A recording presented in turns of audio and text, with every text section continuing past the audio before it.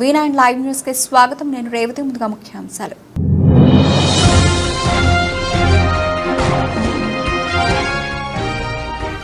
కలవకొండ గ్రామంలో వైభవంగా లక్ష్మీ నరసింహస్వామి దేవస్థానం వార్షిక బ్రహ్మోత్సవాలు. శేషవాహనంపై భక్తులకు దర్శనమిచ్చిన స్వామి అమ్మవార్లు.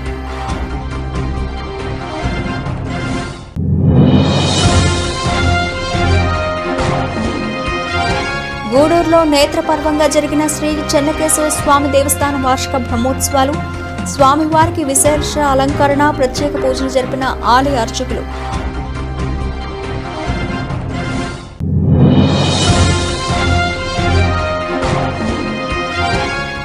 ప్రజా వైద్యులు శివాజీరావు 13వ వర్ధంతి సందర్భంగా నివాళులర్పించిన పలువురు ప్రముఖులు. సైకిల్పై వెళ్లి వైద్య సేవలను ఉచితంగా అందించే వారిని గుర్తు చేసుకున్న సన్నిహితుల అభిమానులు. సమస్యలపై కాంగ్రెస్ ఇచ్చిన హామీ మేరకు వెంటనే జాబ్ క్యాలెండర్ విడుదల చేయాలని గన్ పార్క్ వద్ద బీజేవైఎం నాయకుల నిరసన, నెలకొన్న ఉద్రిక్తత.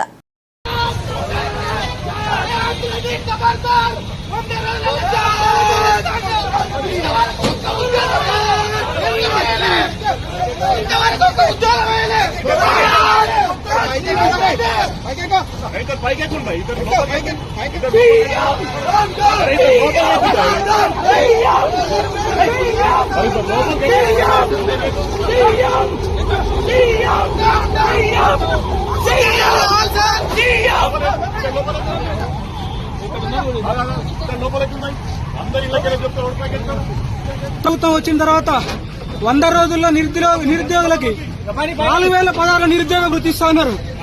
దేశాధినేత వచ్చి ప్రియాంక గాంధీ వచ్చి ఇక్కడ స్టేట్మెంట్ ఇచ్చేళ్ళింది, కానీ వాళ్ళు ఇక్కడికి వెళ్ళలేదు. కాబట్టి కాంగ్రెస్ గవర్నమెంట్ హెచ్చరిక చేస్తున్నాం. నిరుద్యోగులకు వెంటనే నిరుద్యోగ వృత్తి ఇవ్వాలి, జాబ్ క్యాలెండర్ ఇవ్వాలి.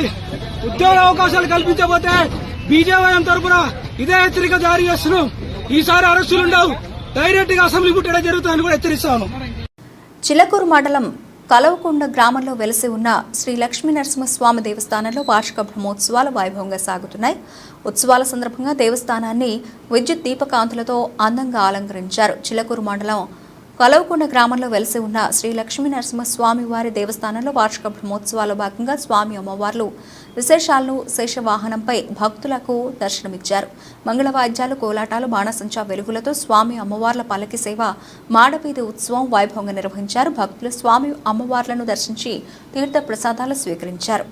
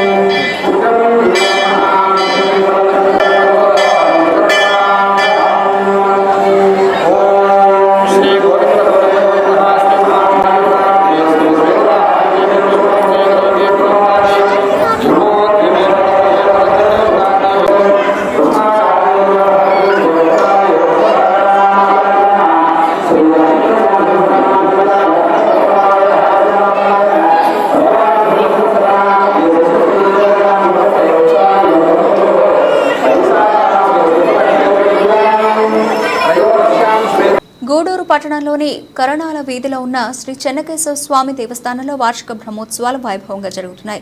స్వామివారికి విశేష అలంకరణ, ప్రత్యేక పూజలు నిర్వహించారు. గూడూరు పట్టణంలోని శ్రీ చెన్నకేశవ దేవస్థానంలో వార్షిక బ్రహ్మోత్సవాలు భాగంగా స్వామివారు హంసవాహనంపై భక్తులకు దర్శనమిచ్చారు. మంగళ వాయిద్యాలతో స్వామివారికి పట్టణ పురవీధిలో గ్రామోత్సవం ఘనంగా నిర్వహించారు. భక్తులు స్వామి అమ్మవార్లను దర్శించి తీర్థ ప్రసాదాలు స్వీకరించారు.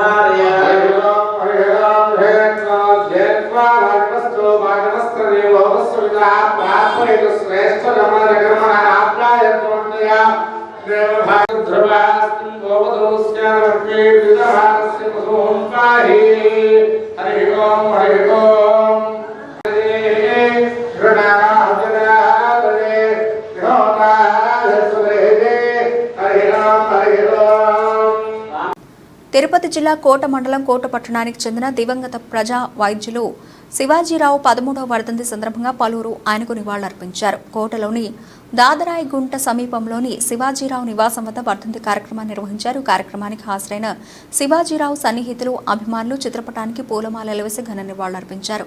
ఈ సందర్భంగా వెంకటాచలం మాట్లాడుతూ రహదారులు, బస్సు సౌకర్యం లేని గ్రామాలకు నాడు శివాజీరావు సైకిల్పై వెళ్లి వైద్య సేవలను ఉచితంగా అందించేవారని చెప్పారు.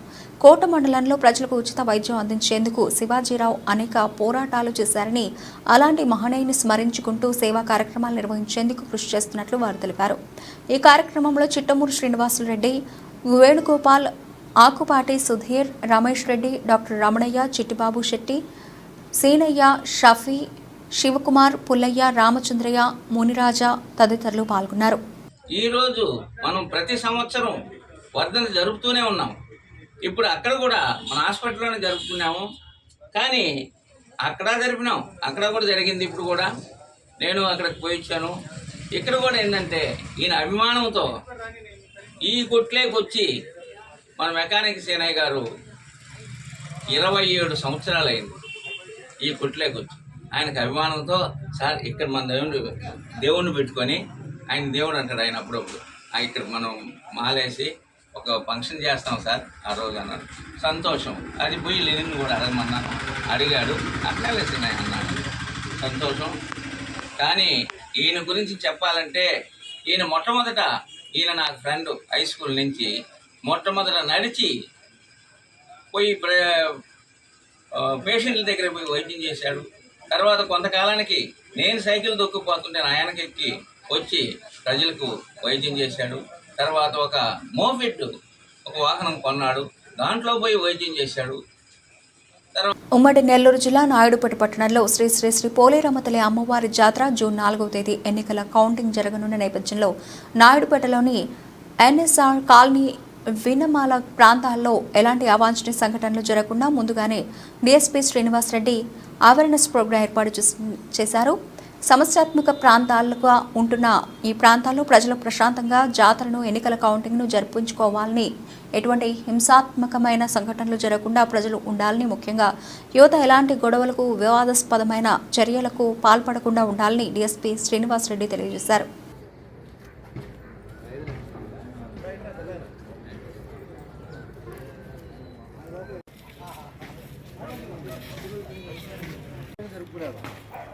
ఎందుకు మీ ఊర్లో మేము సిఆర్పిఎఫ్ పెట్టాం కదా, చూసారు కదా, ఎందుకు పెట్టాం మరి?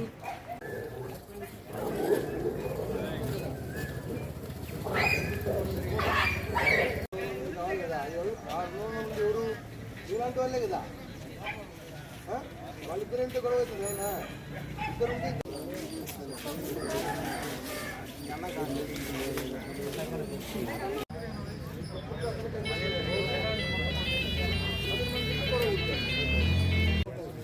చాలా దూరంగా ఉంటుంది ఊరికి ఎలక్ట్రిక్ బాగా లోపల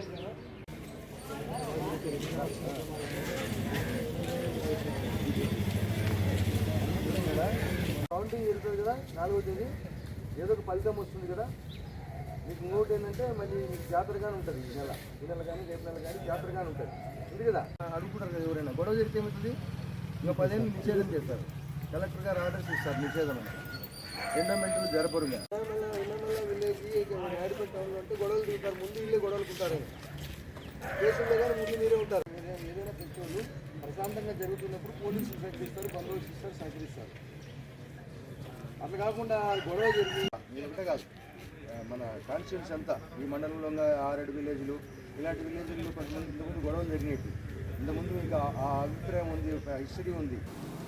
ఏపీలో చంద్రబాబు అధికారంలోకి రాబోతున్నారని జగన్ వ్యతిరేక పవనాలు చాలా స్పష్టంగా కనిపిస్తున్నట్లుగా కాంగ్రెస్ పార్టీ తిరుపతి ఎంపీ అభ్యర్థి చింతామోహన్ తెలిపారు. మీడియాతో ఆయన మాట్లాడారు. ఏపీలో ఇటీవల జరిగిన ఎన్నికల్లో చంద్రబాబు అనుకూల పవనాలు కనిపించాయని, అలాగే చంద్రబాబు బీజేపీతో పెట్టుకున్న పొరపాటు చేశారని అన్నారు. బీజేపీతో పొత్తు ఉండడం మూలంగా చంద్రబాబుకు స్థానాలు తగ్గుతాయని చెప్పారు. ఒంటరిగా పోటీ చేసి ఉంటే చంద్రబాబుకు 150 స్థానాలకు పైగా వచ్చేవని చెప్పారు. ఖచ్చితంగా జగన్ ఓడిపోవడం ఖాయమన్నారు. కేంద్రంలో కాంగ్రెస్ పార్టీ అధికారంలోకి వస్తుందని, మోదీ జగన్లు ఇంటికి పోవడం తథ్యమన్నారు. ఒక్క చిన్న రాష్ట్రంలో 4,000 నుంచి 5,000 కోట్ల రూపాయలు డబ్బు క్యాష్ గా ఖర్చు పెట్టింది. ఇది ఎక్కడి నుంచి వచ్చింది? ఇది ఎవరు ఇచ్చారు? దీనికి జవాబు చెప్పాల్సింది సంస్థలు చెప్పాలి. మరి ఒక్క తిరుపతి నియోజకవర్గంలో, పార్లమెంట్ నియోజకవర్గంలో ఒక అసెంబ్లీ స్థానంలో ఒక అభ్యర్థి 80 కోట్ల రూపాయలు ఖర్చు పెట్టాడు. వైసీపీ నుంచి 80 కోట్ల రూపాయలు క్యాష్ గా ఖర్చు పెట్టాడు. ఈ డబ్బు ఎక్కడి నుంచి వచ్చింది? మరి ఇంకొక రిజర్వ్డ్ స్థానంలో, గూడూరు అనే రిజర్వ్డ్ స్థానంలో నుంచి ఒక అభ్యర్థి, వైసీపీ అభ్యర్థి 45 కోట్ల రూపాయల డబ్బు ఖర్చు పెట్టాడు. మరి ఈ డబ్బుని ఒక పోలీస్ అధికారి ఒక హోటల్లో పెట్టుకొని డబ్బుని డిస్ట్రిబ్యూట్ చేశాడు. అంటే ఇక్కడ అన్ని తెలిసి కూడా అన్ని వ్యవస్థలు విఫలమవుతున్నాయి. ఎలక్షన్ కమిషన్ పూర్తిగా బలహీనపడిపోతా ఉంది. పోలీసు వ్యవస్థ కూడా దొంగలను పట్టుకోవాల్సినటువంటి పోలీసులు వాళ్లే దొంగతనాలు చేస్తుంటే ఇక పోలీసు వ్యవస్థను గురించి చెప్పాల్సిన అవసరం ఏముంది? మరి ఈ విధంగా జగన్మోహన్ రెడ్డి నంద్యాల ఉద్యోగుల సంక్షేమం నిమిత్తం 40 ఏళ్ల కిందట 3 సెంట్లు కేటాయించారు. అక్కడ 4వ తరగతి ఉద్యోగుల భవనం నిర్మించారు. ఏళ్లుగా అక్కడే సభలు, సమావేశాలు నిర్వహించుకుంటున్నారు. స్థిరాస్తి వ్యాపారులకు మేలు చేసేందుకు భవనాన్ని అమ్మేశారు. 1,05,00,000 రూపాయల విలువైన డి పట్టా స్థలం విక్రయంపై తీవ్ర వ్యతిరేకత వస్తోంది. ఉద్యోగుల సంఘం అవసరాల నిమిత్తం ప్రభుత్వం స్థలం కేటాయిస్తే స్వప్రయోజనాల కోసం కొందరు ఉద్యోగులు ఇతరులకు విక్రయించడం వివాదాస్పదంగా మారింది. నంద్యాల పట్టణం టెక్కే ప్రాంతంలో ప్రస్తుత సెంటు స్థలం 50 లక్షలు పలుకుతోంది. తహసీల్దార్ కార్యాలయం ప్రాంతంలో ఉన్న ఉద్యోగుల భవన వెనుక భవనాన్ని కూల్చివేస్తున్న జేసీబీ ప్రైవేటు వ్యక్తులకు స్థలం ఉంది. దానికి విలువ రావాలన్నా, అందులో ఏవైనా నిర్మాణాలు చేపట్టాలన్నా ఉద్యోగుల భవనం అడ్డుగా ఉంది.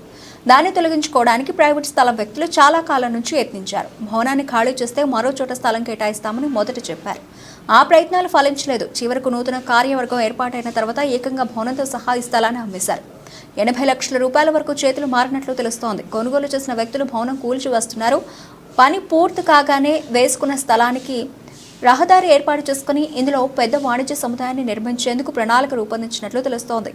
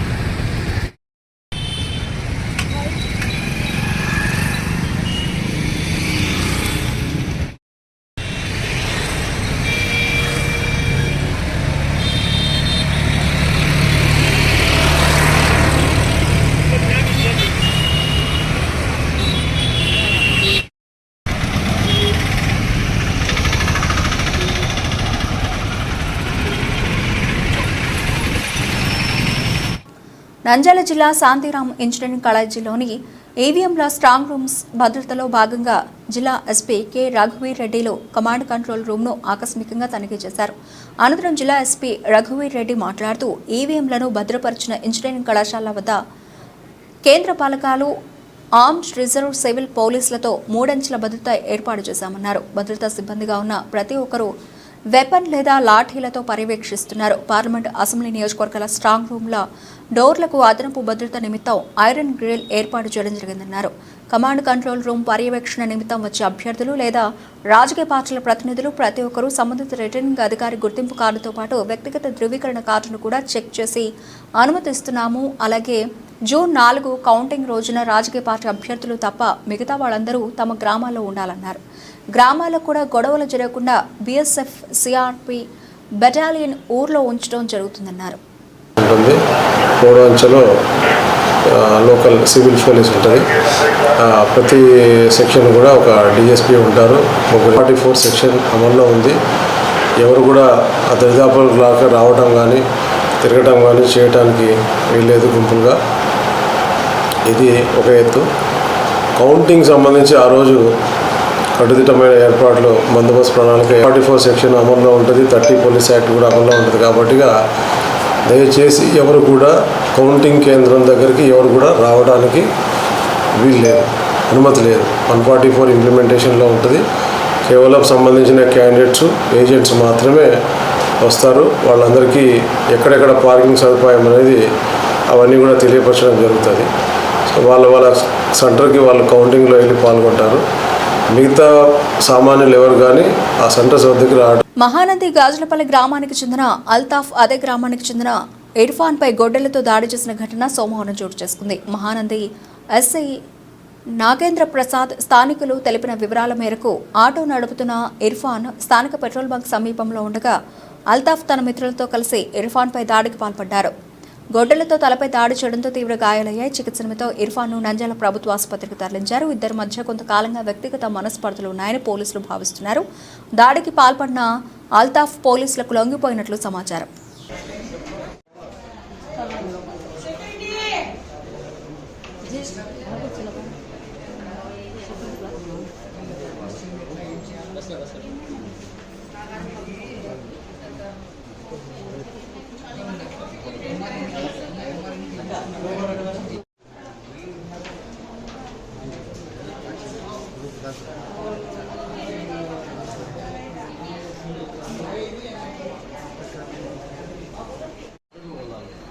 పోతుంటే ఇంటికి వచ్చి కొట్టినాడు.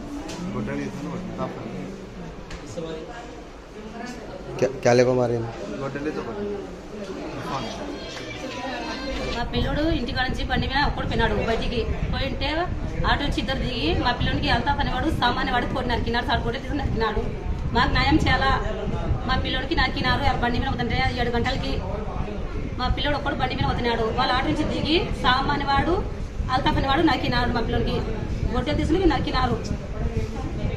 మాకు న్యాయం చేయాలి సార్, అందరూ కలిసి మీరు. బండి కదలదు, చెత్త తరలదు. స్వచ్ఛ సంకల్పలో భాగంగా చెత్త సేకరణకు మున్సిపల్ కార్యాలయానికి కొత్త వాహనాలు కేటాయించారు. ఇంకేముంది అనుకున్నారు. పట్టణంలో మెరిసిపోతాయని వాహనాల నిర్వహణ భారంగా మారడంతో మున్సిపల్ కార్యాలయంలో అన్ని చెత్త సేకరణ వాహనాలు బ్యాటరీలు పనిచేయకపోవడంతో వాహనాలు తుప్పు పట్టిపోతున్నాయి. అధికారులు మాత్రం వాటిని ఏమాత్రం పట్టించుకోవడం లేదు. పట్టణంలో వార్డుకు ఒక వాహనం చొప్పున ఏర్పాటు చేశారు. కొత్తలో వార్డులో చెత్త బాబు చెత్త అంటూ తిరిగిన వాహనాలు మూలన పడ్డాయి. వాహన డ్రైవర్లకు నెలలు కావస్తున్న జీతాలు ఇవ్వకపోవడంతో చెత్త వాహనాలు చెత్తలో కలిసిపోయే విధంగా మారిపోయాయి. ఇప్పటికైనా అధికారులు స్పందించి వాహనాలు మరమ్మతులు చేసి వార్డులలో పేరుకుపోతున్న చెత్తను తొలగించాలని, డ్రైవర్లకు వేతనాలు ఇస్తే గానీ వాహనం నడపమని ఆవేదన వ్యక్తం చేస్తున్నారు.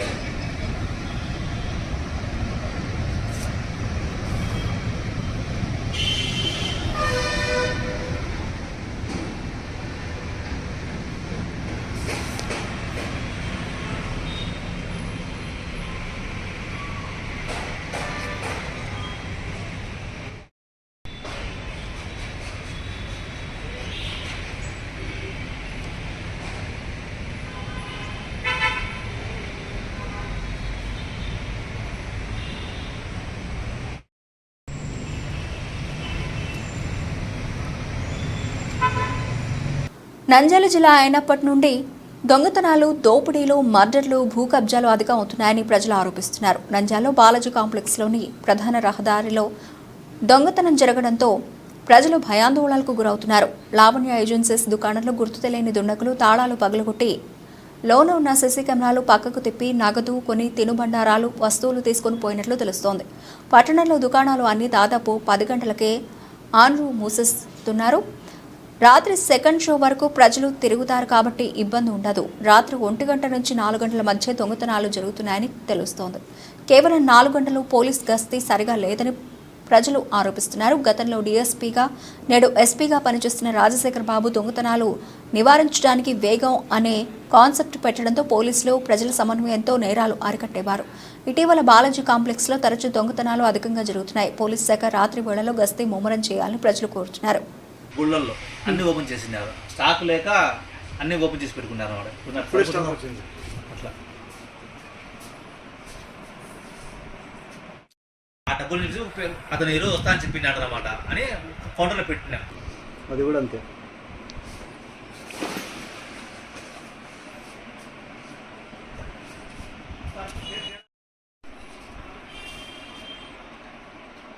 రికార్డ్ కాలేనా? స్విచ్ ఆఫ్ చేసాము మనం. నేను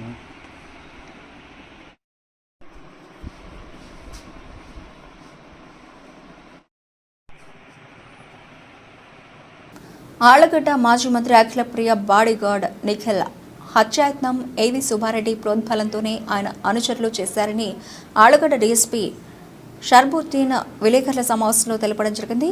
అశోక్ రావీలను అరెస్ట్ చేసి కారు స్వాధీనం చేసుకోవడం జరిగింది. అయితే మిగతా వారి కోసం పోలీసు ప్రత్యేక నిఘా టీంతో గాలింపులు చేపట్టారు. అయితే గత మంగళవారం అర్ధరాత్రి మాజీ మంత్రి భూమా అఖిలప్రియ అంగరక్షకుడు నిఖిల్పై జరిగిన హత్యాయత్నం కేసుకు సంబంధించి కొందరు నిందితులను పోలీసులు అదుపులోకి తీసుకున్నట్లు సమాచారం. 7గురిపై హత్యాయత్నంతో పాటు మరికొన్ని సెక్షన్ల కింద కేసులు నమోదు చేశారు. వీరిలో 2 ఈ నెల 15 అరెస్ట్ చేయగా మరో 3 సోమవారం పక్క రాష్ట్రంలో అదుపులోకి తీసుకున్నట్లు సమాచారం. మా సిబ్బంది అందరి సహకారంతో ఈ నెల జరిగిన 13/5/2024 జరిగిన ఎన్నికలు ఎమ్మెల్యే మరియు ఎంపీ ఎలక్షన్లు చాలా సాఫీగా చేసినాము, కష్టపడి. అదేవిధంగా అంటే 14/15 రాత్రి, అంటే 14 రాత్రి 12 గంటలప్పుడు సుమారు ఒక అఖిలప్రియ ఇంటి, ఎక్స్ మినిస్టర్ గారి ఇంటి పక్కలో నిఖిల్ అని పెద్ద సుబ్రాయుడు అని నిఖిల్ జమ్మనమడుగు గ్రామస్తుడు. ఇతనికి కింద హిస్టరీ కూడా ఉంది. మేడం గారి అసిస్టెంట్గా పనిచేస్తుంటాడు, గాడిగాడికి పనిచేస్తుంటారని మేడం గారు చెప్పారు. సుమారుగా 2 సంవత్సరాల నుంచి మేడం దగ్గరనే ఉంటూ ఆమె ఇంట్లోనే ఉంటున్నాడు. అతను రాత్రి సుమారు 12 గంటలప్పుడు అతను మరో 2తో బయట మాట్లాడుతూ ఉండగా మన ఆలగడ్డ పాత బస్టాండ్ వైపు నుండి ఎర్టికా మారుతి కారు కావాలనే ఉద్దేశంతో, అతన్ని చంపాలనే ఉద్దేశంతో అతని ఇంటి ముందర ఉన్నటువంటి చూసుకొని పోయి గుద్దింది. ఆ గుద్దిన తర్వాత కొద్దిగా ముందుకు పోయి నిలబడగా అందులో నుంచి 3 వ్యక్తులు దిగి వేటకొడవలతో దాడి చేసినారు. అతను ఎగిరి కింద పడిన తర్వాత లేచిన తర్వాత కూడా అతనికి గాయమైంది. వెంటనే అతను ఇంట్లోకి పారిపోయినాడు. తర్వాత ఇమీడియట్గా హాస్పిటల్కి వచ్చినారు. హాస్పిటల్కి వచ్చిన తర్వాత అతన్ని ప్రథమ చికిత్స చేసి నంద్యాలకు పంపడం జరిగింది. నంద్యాల పట్టణంలో నీటి సమస్య తలెత్తకుండా పట్టణంలో అమృత స్కీమ్ ద్వారా వెలుగూడు నుండి పైప్ లైన్ ద్వారా నీటి సరఫరా అనంతరం పట్టణంలో 2 రోజుల పాటు మరమ్మతులు చేయడం జరుగుతుంది. రాత్రి నుండి మున్సిపల్ సిబ్బంది, అధికారులు పైప్ లైన్ పనులు వేగంతో టెక్కేలో జరుగుతున్న పైప్ లైన్ పనులను పరిశీలించిన మున్సిపల్ కమిషనర్ ఈ పైప్ లైన్ పనులు పూర్తయితే పట్టణంలో తాగునీటి సమస్య తీరుతుందని, 22వ తేదీకి పనులు పూర్తయితాయని ప్రజలు సహకరించాలని, వార్డుల్లో ఎక్కడైనా తాగునీటి సమస్య ఉంటే మున్సిపల్ కార్యాలయంలో సంప్రదిస్తే ఆ వార్డులకు నీటి ట్యాంకర్ల ద్వారా తాగునీటి పంపించడం జరుగుతుందని, ప్రజలు ఎక్కడా కూడా నీటి సమస్యతో ఇబ్బంది పడకూడదని పనులు ప్రారంభించడం జరిగిందని తెలిపారు.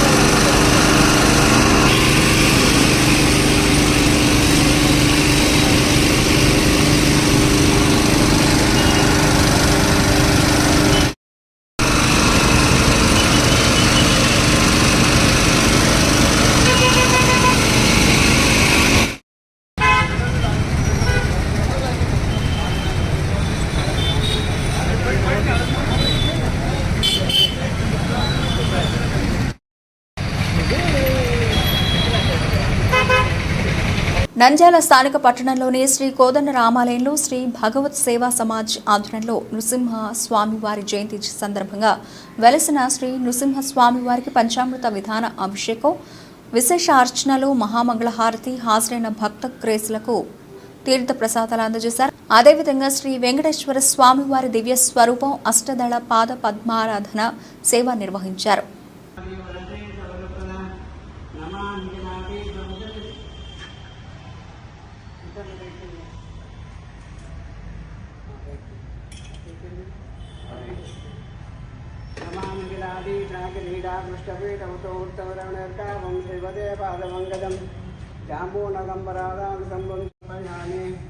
యజ్ఞోపవేదం పరమం పవిత్రం ప్రజాపతి యజ్ఞోపవేదం బలమస్తు తేజ యజ్ఞోపవేదార్థమక్షతాం సమర్పయామి గంధద్వారాంతరాదర్శామి ఈశ్వరం సర్వభూతానాం నామివాపక్వయే శ్రియం పరమరగంధాంధారయామి.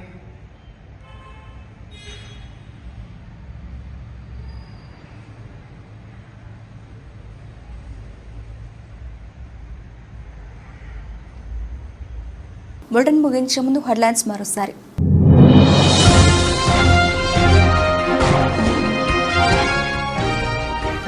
కలవకొండ గ్రామంలో వైభవంగా లక్ష్మీనరసింహస్వామి దేవస్థానం వార్షిక బ్రహ్మోత్సవాలు. శేషవాహనంపై భక్తులకు దర్శనమిచ్చిన స్వామి అమ్మవార్లు.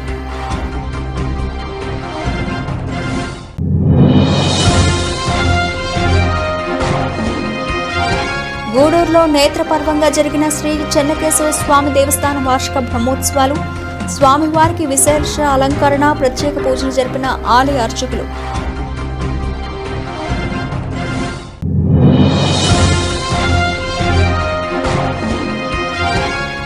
ప్రజా వైద్యులు శివాజీరావు 13వ వర్ధంతి సందర్భంగా నివాళులర్పించిన పలువురు ప్రముఖులు. సైకిల్పై వెళ్లి వైద్య సేవలను ఉచితంగా అందించే వారిని గుర్తు చేసుకున్న సన్నిహితులు, అభిమానులు. ఇవి ఇప్పటివరకు నవల్సిన అప్డేట్స్. మరిన్ని అప్డేట్స్తో మళ్ళీ కలుద్దాం. అంతవరకు సెలవు. నమస్తే.